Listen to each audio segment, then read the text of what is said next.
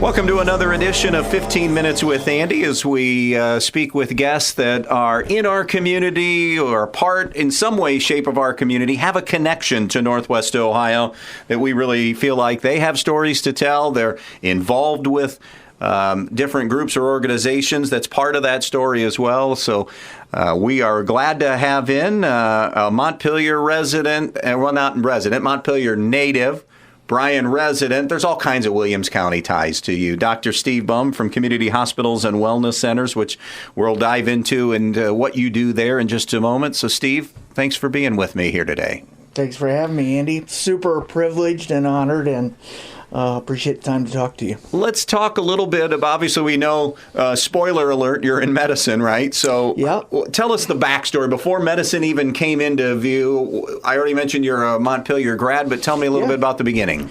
My mom and dad were lifelong Montpelier residents. My dad was a dentist in town.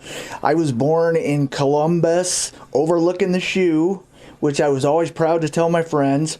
Because my dad was in dental school when that happened. So, 1982 graduate of Montpelier High School. I was a 1987 graduate of Ohio State. I went to medical school in Toledo. That was the Medical College of Ohio. I was a 1991 graduate from there. And then I did my residency in the combined program of internal medicine and pediatrics, and I finished that in 95. Since then, if you do the math, I've been practicing for about 31 years total, 3 different states. Most recently, back in Bryan, which I still call my hometown, although I grew up in Montpelier. In Bryan, I am director of our inpatient program with my partner, Scott Frederick, and we take care of the majority of the inpatients. I'm also chief of staff for community hospitals now. So, Steve, when did medicine come on the radar? Was it at an early age that you knew you wanted to go this route? Was it in when did this all happen for you? No, I graduated high school, didn't know what I wanted to do, went to college, and 3 years into it, I really didn't know what I was going to do, and I really liked it, but I was super intimidated by it, and so I applied to grad school in my other love, which was oceanography and marine biology. And then one summer, I met my mom, talking to my mom, and the phone rings, and it's a doctor from Woods Hole, Massachusetts, offering me a grad school position in Woods Hole. And even people that don't know anything about fish have heard of Woods Hole. And that was super exciting. And then she goes, now let me tell you about my research. And she went on for an hour and 15 minutes talking about how phytoplankton position themselves in the water column and depending on light penetration. And I hung up the phone and said, thank you so much, and told my mom, I think I'm going to med school. That quick, huh? That was the day. That was the day. So you go into med school, and you mentioned where you what you concentrated on. Was that always part of the equation too, or when did you discover through med school where your passion was? Yeah, that's a good question. Most folks starting med school have a really poor idea of what they want to do, and I think you're really influenced by people you meet along the way. And I had a couple med peds doctors that were ahead of me, that were my senior resident, and I just idolized them, and that's what drew me to that field. And I'm the last of the generalist. I did basically 2 residencies in 4 years in both internal medicine and pediatrics, and today in our super specialized society, people just don't do these things anymore. But I was the Bo Jackson generation, where we really admired people that could do lots of things. It was easy to play one sport, but could you play 3?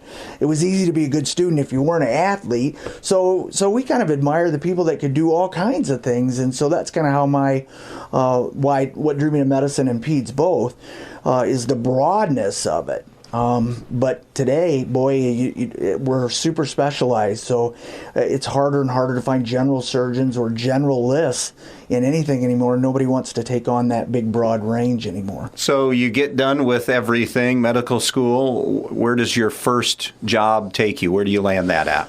We lived in West Michigan for about 11 years. Then we moved to Murray, Kentucky. Lived there for 5 years. And by the way, I got to stop you because you said we. Somewhere along the line, you met your wife. Yeah. So in med school, med students in my day, now they're a lot more coddled. The millennials have it a lot better. But in my day, it was you were the lowest form of life on the food chain. So if you're a med student, you were below the staff, the nurses, the respiratory therapists, the people that clean, the people that clean where the cleaning go. We were at the bottom of the totem pole. And it was rough because you got abused by everybody. And then I met my now wife, Kim, and she was an ICU nurse at St. Vincent's. And in those days, the St. Vincent ICU nurses were just like a ravenous pack of piranhas. If they smelled blood in the water, they just tore you to pieces. Until I started dating Kim. And then after I started dating Kim, I couldn't do anything wrong. The next 4 years of residency at St. Vincent's were wonderful because I was dating Kim, but she made me marry her. And 28 years later, we have 3 kids. Our oldest, Jenna, is a dog lover, graduate from Ferris State. She works locally here, Humane Society, and for Dr. Wild. My middle kid, he loves to make money. He's a graduate of Ohio State in finance. He works for Owens, Illinois in Toledo. And my youngest kid, Blake, is a junior at Ohio State. And in what field? He's studying to be a physician assistant. Okay. Now. Yeah. So, and I've often heard that, the way you described meeting Kim and where you moved up in there in some of the people's eyes, i.e. her peers, and your peers, but her peers, I've always heard that. If you're going to be a successful doctor, make sure you make friends with the nurses right away, because they're probably the engine that runs the hospitals and these healthcare facilities more so. Yeah, absolutely. And particularly if you do inpatient medicine like I do, I that's where I draw back on. I think sports helped a lot. Team sports really, I think, helps prepare you to work as a member of a team like a hospital, because I need all those people to do my job every day. I need people in environmental cleaning and keeping the place safe, and I need the nurses, the respiratory therapists. You need a cadre of people on your side to make this work. And I think, team sports really prepares you for that. You learn you're just part of a team, and nobody's more important than the other part, and everybody's needed to make this work. So you're in Michigan for how many years? We're there 11 years. 11 years. What eventually drew you back this way? Was it just the draw of home? Was it specific? Yeah, when we eventually moved back, both our parents were getting older, had some health problems. We thought it would be nice to... we thought we were needed closer to them. Kim's parents are from Upper Sandusky. Her dad just passed away in December. My parents live in Montpelier still. So our main goal was getting back with them. And when I called Bryan Hospitals and asked them if I could have a job, they offered me the inpatient hospitalist job, and I told them I'd do it for 6 months, and then I wanted to do something different, and that was 8 years ago. So I'm still doing the same thing. Why? Why do you feel like you've stayed? It turned out it just was like a hand in the perfect glove. It just fit me. I read a book by Dr. Mary Neal, orthopedic surgeon. It's a near-death experience to heaven and back, and she had a bunch of lines in her book that really stuck to me. And I think probably because she was a doctor, an orthopedic surgeon, and so I could relate to her stories. But one of them that has really been true is, have you ever noticed when you're off God's path, everything seems to be a struggle. You meet roadblocks all along the way. When we lived in Kentucky, for example, that's exactly how I felt. Everything was a chore. It was really difficult. Roadblocks all the way. Never could make anything work right. And when we moved back to Ohio, it was like suddenly everything just fell into place, from buying a house to job to people showing up on my doorstep to help me. It was just uncanny how easy everything was. And when I started at the hospital, it was the same thing. I felt like I'd been doing that job all my life. And I'm really blessed that we have just a terrific staff from top to bottom. I probably the best, without a doubt, the best hospital I've ever worked for, and I've probably worked for 15 of them at different times in my career. Just a wonderful group of people. My wife and I often talk about how difficult the last 2 years were with COVID, and how much of a toll that took on all healthcare people, but how blessed we were that we got to share that with quality people that we have at community hospitals and wellness, because everybody pitched in and did their part, and everybody was supportive of each other when they were getting down. And we just really were thankful that we live where we do. I met a couple in the hospital in the last few weeks that the man was from Detroit, the woman West Virginia, and they ended up here. And I said, I'm always interested, how did you end up in Bryan? And like, we came here and we thought these were the nicest, most honest people we had ever met. And so we stayed, and 50 years later, we're still living here. And I thought that was really accurate. That is how it seems to me, too. When you're a kid going to high school, you can't wait to go somewhere else. And then you realize that you really had it pretty nice at the beginning. So I look at Williams County and Bryan and Montpelier and the whole area a lot different than I did when I was 18. And I think we all do. And I'm grateful to be here. All those things that you tried to get away from when you were a teenager. Well, there's nothing going on. I like that. Yeah, it's all things now I really enjoy, and I enjoy the people more than anything. Steve, it has to gnaw at you and drive you crazy. You've just described CHWC in such positive, flourishing terms, but that's not always then the case, and still isn't the case out of some people's mouths, because I don't know if it's been a bad experience they've had or an interaction that they've had, but I've often said, do you guys realize how blessed we are to have this quality of a healthcare facility? I mean, like in everybody's backyard here in Bryan, Ohio. Does that drive you a little bit crazy when you hear so much negativity about it? It does, but there's 20% of the population that are not happy with their local hospital here. There's 20% in Toledo that go to Cleveland. There's 20% of Cleveland that go to Ann Arbor. There's 20% of Ann Arbor that go to Cleveland Clinic and go to the Mayo. There's always some people that just are not going to be happy. Having said that, we're county owned, so the people own our hospital. And that creates a unique thing that you do not see anymore. Really favorable, lower nurse to patient ratios, really more favorable personalized care. Bryan Hospital is the safest hospital I have ever worked in 31 years. More safety features than any place I've been. Most well-run hospital. No arguments. Everybody is professional all the time. And yet, I've been in hospitals where we actually took courses to how to help somebody when they come through the door and are wandering around the hospital and don't know where to go.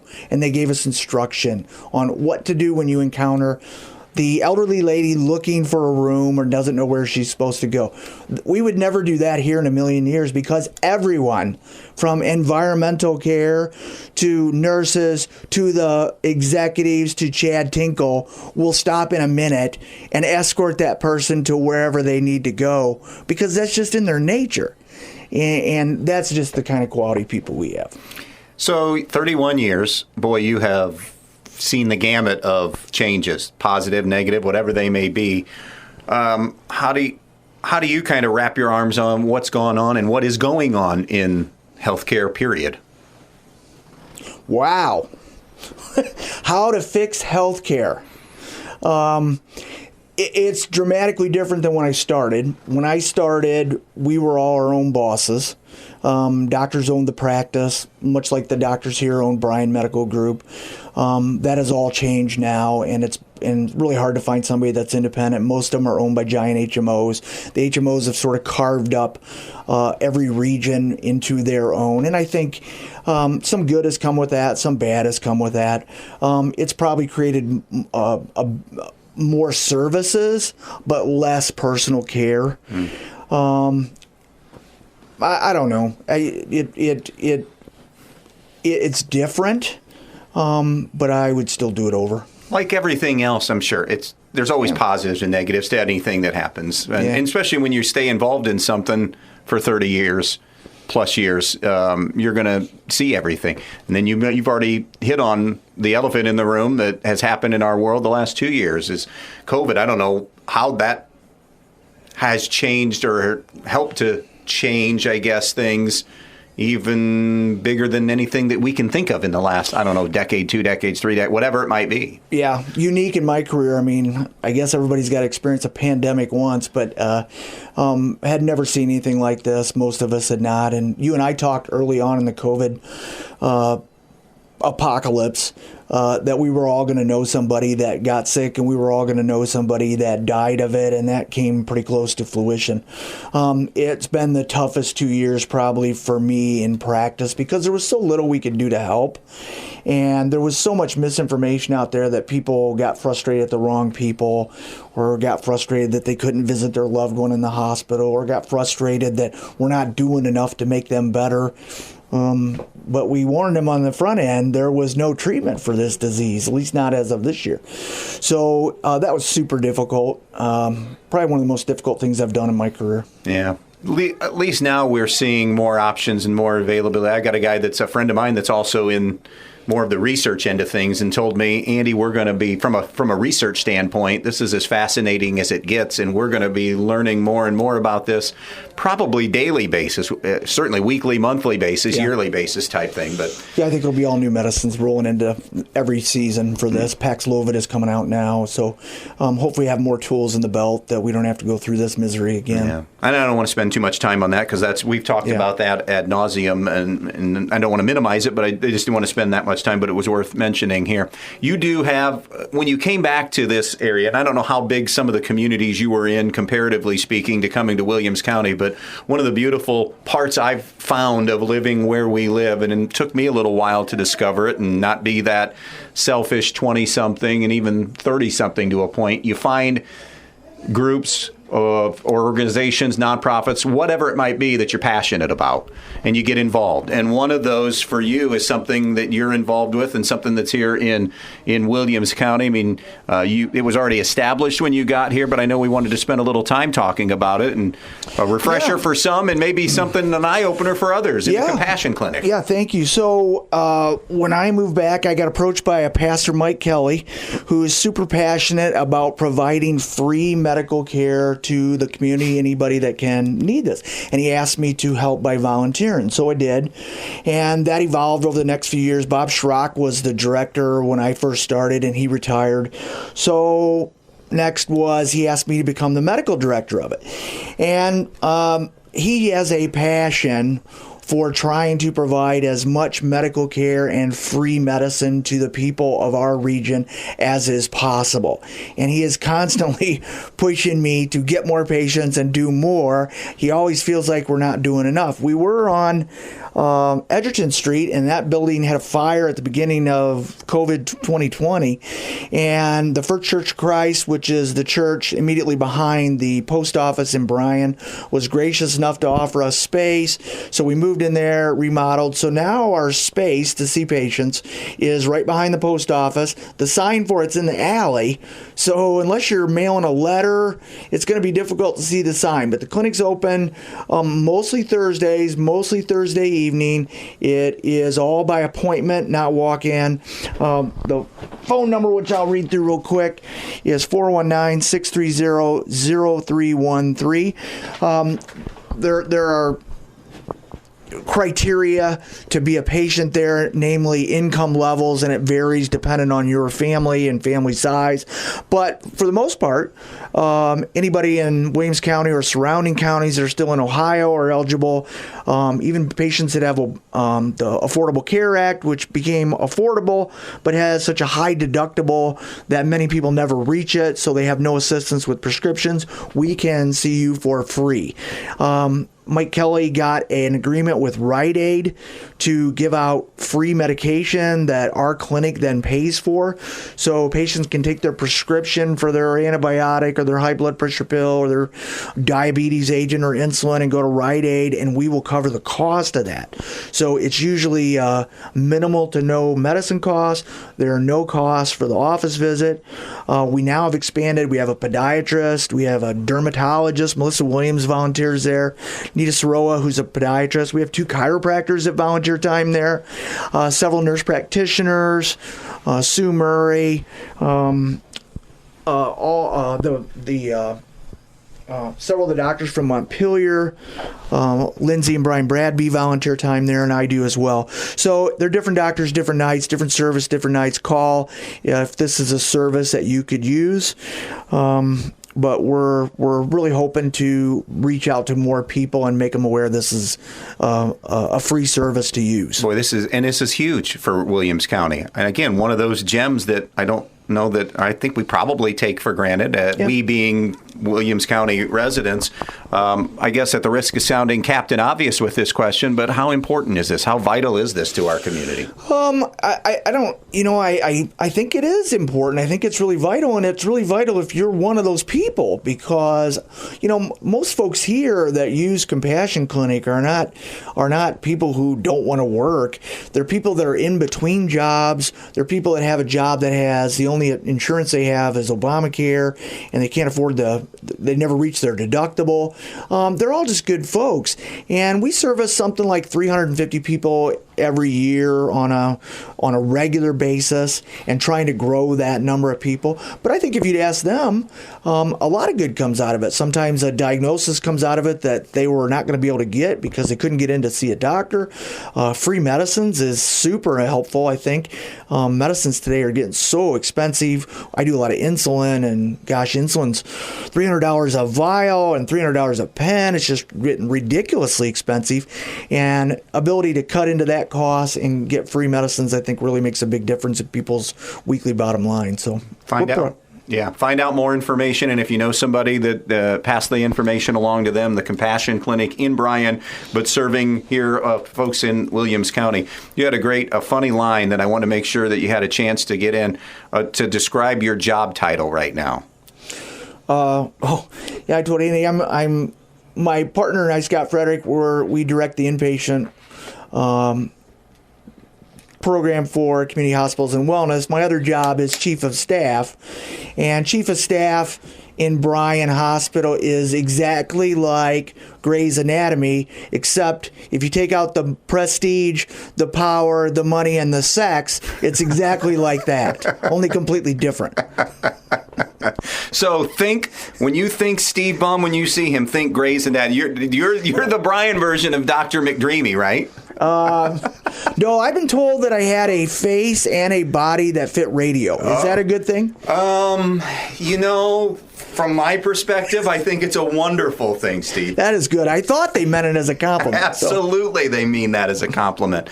I always like to kind of leave things on a positive spin, and it's so tough in a lot of things in our world. I mean, this podcast was built and kind of derived from, I'm sorry, I'm tired of negativity. Let's turn something into a positive. So tell us something, and you've hit on it a little bit, but where you work and what we have and healthcare in Williams County, what are some positive things that you could reinforce that kind of make your day really, really feel meaningful and good and excited about getting up and going in still after 30 years plus? Yeah, I think you alluded to it. I think the people that are critical of local healthcare have not been outside local healthcare, because it is superb.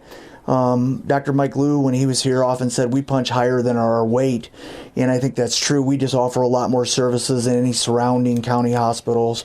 You really got to go to Metro to get the kind of services that we have. We're one of only 2 hospitals in the state that has inpatient cardiac cath ability in a rural small town hospital. So we can offer angioplasties and primary intervention for acute MIs local. That is almost unheard of except one other place in the state. So we have a lot of services local. I'm proud to work for CHWC, just a quality group of people. I enjoy going to work every day with those folks. Just been real privileged being here. Well, we got a speed round. You've listened to the podcast. Are you ready? Mm-hmm. All right. So, stream of consciousness here. Okay. What would you describe? All right. If you had to pick your favorite word, what is your favorite word? Kindness. Pass it on. Least favorite word? Millennials. Don't really care for them. And I own 3. You're a sound or noise that you love? Oh, that one's an easy one. The sound of braided line screaming off my reel as a big fish pulls away. for those of you that aren't aware, Steve likes fishing. Yeah. Sound or noise that you hate? In the old days, it would be the beeper. I developed a Pavlovian response to the beeper that would immediately cause me to stress, get high blood pressure, and we did away with beepers, so the phone beeping is slowly taking its place. Okay. What profession, other than the one that you're in, would you like to attempt? Well, that's an easy one, too. Professional fishing. What do you got to do that? I tried it, and it's a lot harder than it looks on television. That's what I learned. Okay. It's expensive because of all the travel and boat. You can enter if you can just afford the entry fee, which might be $200. But then you got to maintain this, and you have no income unless you win. Which the closest I ever got to that was 16th, and I won a toy car that was about $10 and a round of free golf. Is it on a mantle, though, somewhere? No. Okay. No. Okay. So what it is, actually, the toy car is, yeah. So that's the closest I ever came to winning any money in it. So I learned it's both really expensive and a lot more difficult than it looks on TV, but I think I'm still going to try it. Maybe this is the same, but maybe they're different because I'm spinning off of this now. I don't ask fishing questions to all of my guests. Favorite place to fish? And then best place, and I don't know if they're two different places. I love fishing on Clear Lake in Indiana, but I think my favorite is Lake Erie.